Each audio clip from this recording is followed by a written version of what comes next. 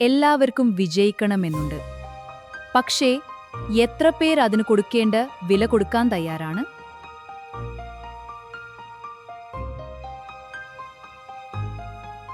Motivation നിങ്ങളെ തുടങ്ങാൻ സഹായിക്കും. പക്ഷേ സെൽഫ് ഡിസിപ്ലിൻ അല്ലെങ്കിൽ സ്വയം നിയന്ത്രണമില്ലെങ്കിൽ നിങ്ങൾ തുടങ്ങിയ ഇടത്ത് തന്നെ നിൽക്കും.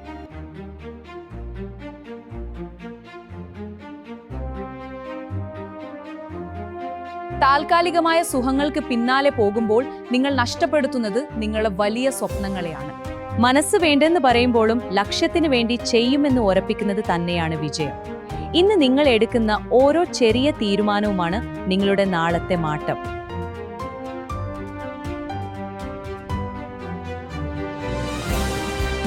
ലോകം നിങ്ങളെ ശ്രദ്ധിക്കണമെങ്കിൽ ആദ്യം നിങ്ങൾ നിങ്ങളെ തന്നെ നിയന്ത്രിക്കാൻ പഠിക്കണം.